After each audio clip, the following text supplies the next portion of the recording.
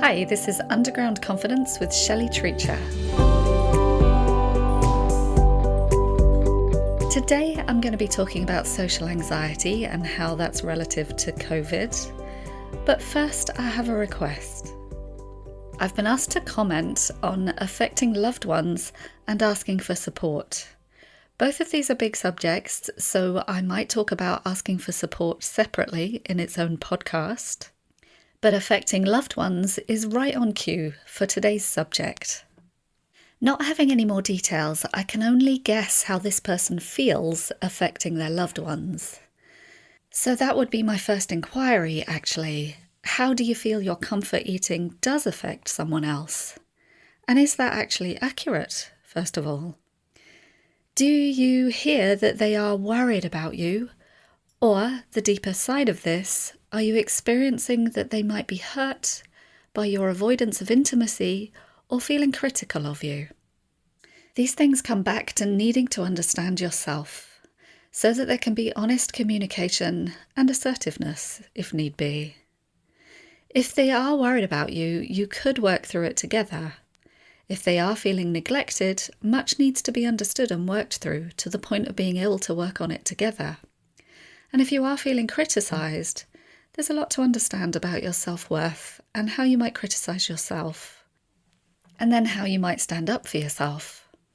Which neatly brings us to the part about asking for support. This is difficult for the emotional eater.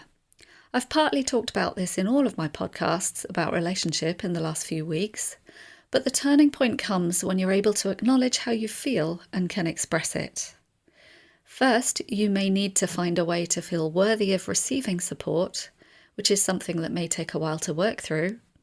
You may have a belief that you don't, or that other people can't, or that you shouldn't need it. All of these may be things you learnt to believe in from your history. It's going to be hard to receive or ask for support if you believe you can't have it. So first you have to open up to it being possible for you, and even your right to expect it. Remember I said that secure people expect to get their needs met?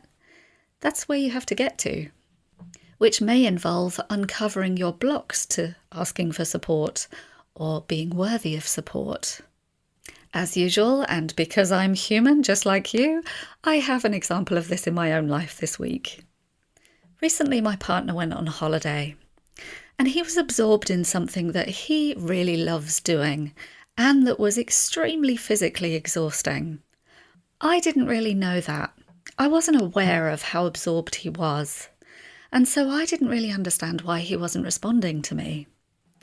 And I realised on reflection when we talked about this afterwards that a part of me thought that he just didn't care about me.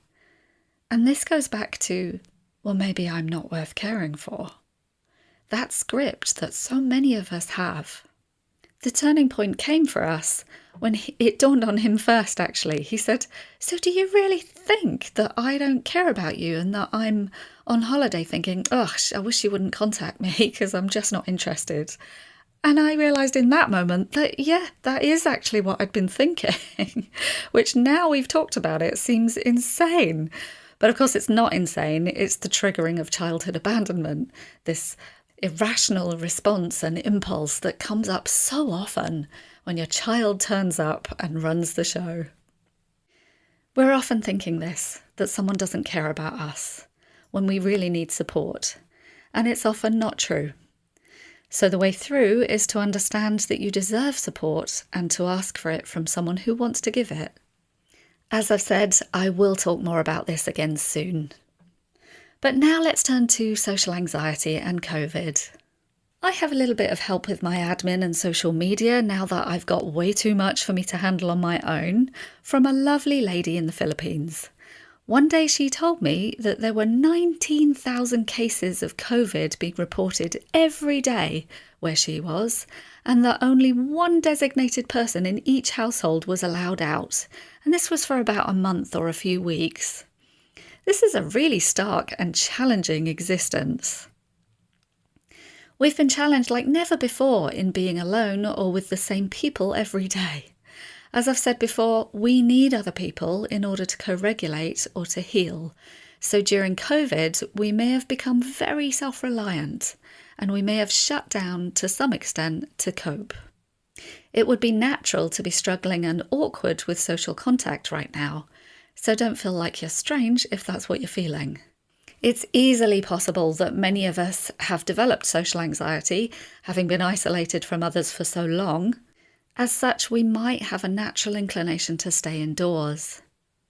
I had a client recently who said that it felt unreal when she met with her friends. And I've experienced that too. I went dancing the first time I went. It all felt so surreal.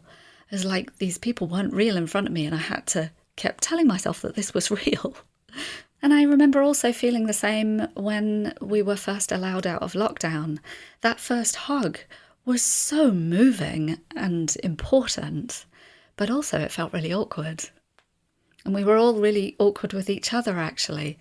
After so little social contact with the outside world, we didn't really remember how to talk to each other. And so we blurted out ridiculous things. It was kind of fun, actually, in these lovely relationships that I have with my friends. But it was also awkward.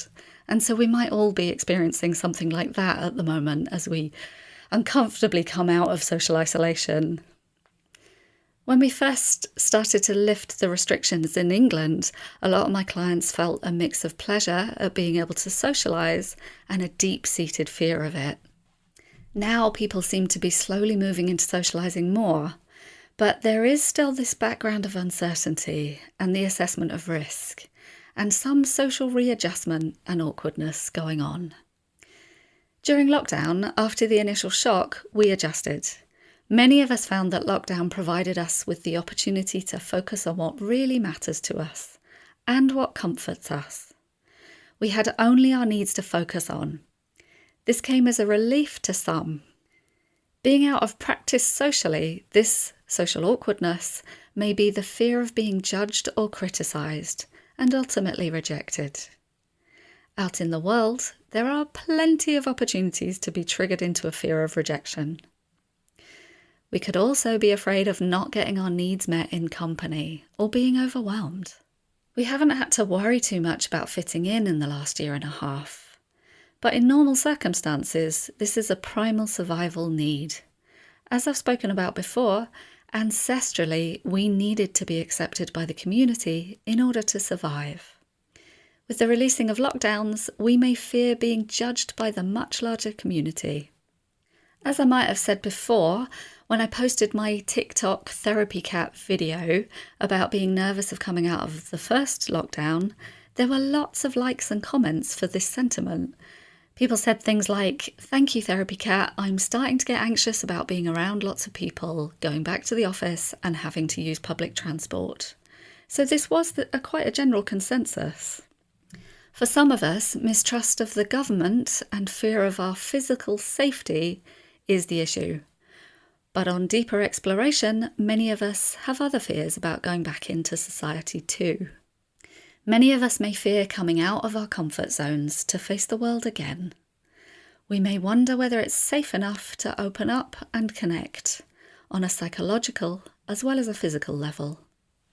Much of the reason we're nervous is that we're dreading the idea of losing the peace, the freedom from social triggering, and the relative lack of demands.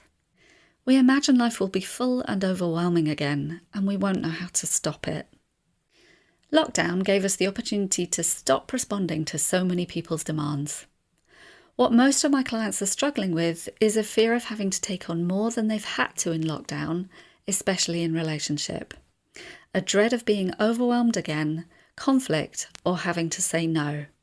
I am going to talk about saying no next time. We've been in our comfort zone bubbles for so long with less drama, it makes absolute sense that we'd be scared of being overwhelmed by other people right now. Many of us discovered, allowed, and enjoyed our introversion. We focused on our needs and what we wanted to do. It was a relief to only have to cope with ourselves for a change. In British polite culture, many of us find it so hard to say no. We don't like conflict and we don't know how to handle it very well. So we often pretend to be fine when we're actually tired or grumpy. So in lockdown, we got to say no without actually having to say it. Much of the reason we might now be scared of coming out of lockdowns is because we're nervous of losing that ease and freedom. We may also have a dread of working too hard. Most people want to please, so they may feel pressure to perform beyond what they can normally do. I talked about trauma last time, but it's worth mentioning that here as well. Some of the feelings you may have experienced during COVID may include loneliness, having been stuck in a rut doing everything online or alone, coping with things alone, like a relationship breakup, and many people will have had suicidal thoughts. And now we may fear meeting people after having gone through so much without other people. As you know, I'm asked to contribute to the media every now and again, and one of the articles I made comment on in the HuffPost was about fear of dining out. While this is very specific, it was representative of a common fear amongst us. As I explained in the article, one reason we may feel this way is because our physiological systems have got used to being on guard. As I was saying last week, it may take us a while to come out of the body's threat cycle response, to calm down and to get back to normal, because we've been vigilant and insular for so long. Social anxiety is the fear of being judged critically. Many of the self-criticisms we feel belong to societal and cultural norms. For example, I'm scared of what others think of me when I cross-dress in public, speak out about my depression, walk down the street looking like this. In my line of business, this means you're already judging yourself really harshly in company, so this may need some understanding. Do you put yourself down? What unkind things do you say to yourself in social situations? Likewise, with a fear of rejection, it leads back to self-rejection. Could you be kinder to yourself?